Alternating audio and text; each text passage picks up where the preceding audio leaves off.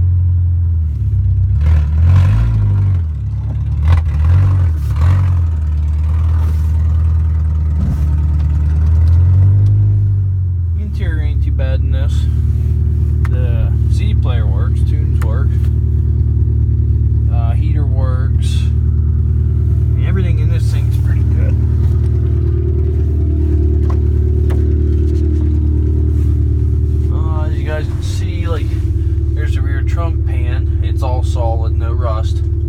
Gonna take all this out. Probably gonna leave the hatch on. I probably won't take it off. I don't like doing that. But what I was thinking on this, welded here because we're allowed patches, welding these, welding some stuff on them. So welded there, and then up here, I'll weld 2 patches. We'll do all the doors, weld the doors. Probably put.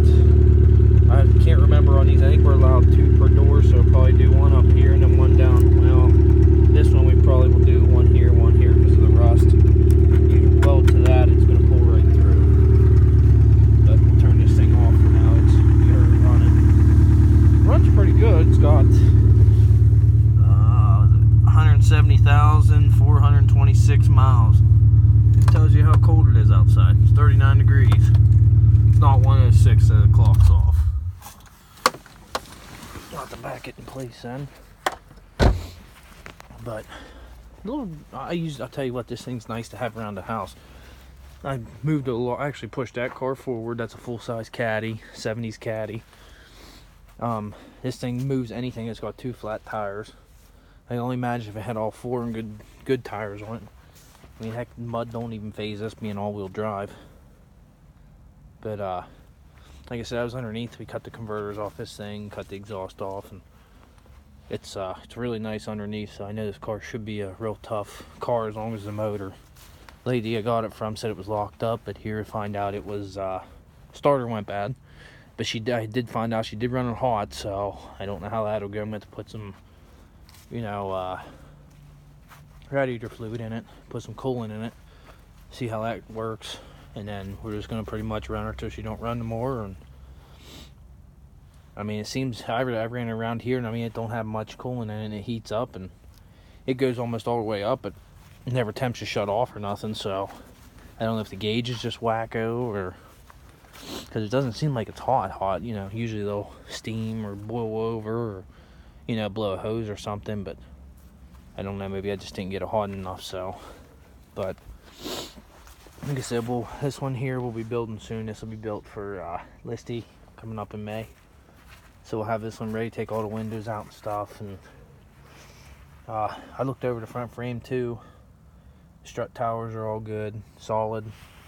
I didn't take the front cover off yet. I want to see, the bumper don't look bad, but we're going to put something, we're allowed putting plates on here, so I think I'm going to weld I think there's 6x6, I'll have to look at the rules again, and then mount a bumper to it. But I think I have a bumper over there in mind that I might use.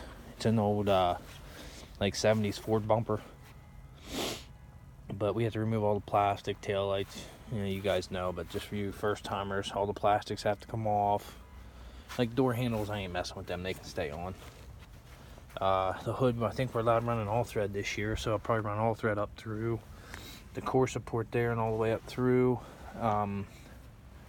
Probably gonna get rid of, I don't even know where the mass airflow sensor is on this. I thought they were.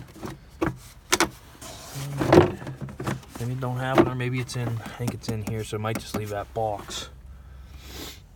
Let that there, because it ain't hurting nothing. This stuff here, I mean, it's already off, and that's just, all that is just tubing. It goes around there into there, so we'll take that off. Clean all these wires up, run new fuel lines. AC stuff has to come out. Probably take that belt off, because I looked at it yesterday, it's starting to get a little dark. This belt here is for the AC. It runs down with a tensioner, goes around a crank. I might hang on to that because it might work for the other belt, which it might not. But either way, instead of just cutting it, or I might just be lazy and cut it. I'm not gonna lie. Sometimes it's whatever. I work at a junkyard, so I guess I can grab extra belts. I do that when they get rid of core motors and stuff, like for the LS, which you guys seen on the channel. I just grab extra parts. If they're going to junk something, I ask. They tell me usually like a belt or something. They don't charge me for it, so I just take it and then keep it in the stash so I have it, because you never know. I mean, you can lose serpentine belt by just over revving and it kicks off, or maybe you have a dry rotted belt. It's the little things you save. Start saving stuff off the cars, like the wheels and stuff. Then if you get another one, you have extra. Like when this car goes, we're going to hang on to the struts for sure. Probably keep the alternator, the starter, the belts, coil pack. I mean, even if you guys, you think you're never gonna find another one, but you never know. Like, I've ran into it multiple times. Like Ford stuff, I take everything off. I mean, over there in the corner is a frame, and then I kept all the suspension off that 77 Lincoln and brought it home, because you get another one. What happens if you bend the control arm or something? You're almost going to have to go out of state or find a derby friend that has one, because you ain't going to find parts for them.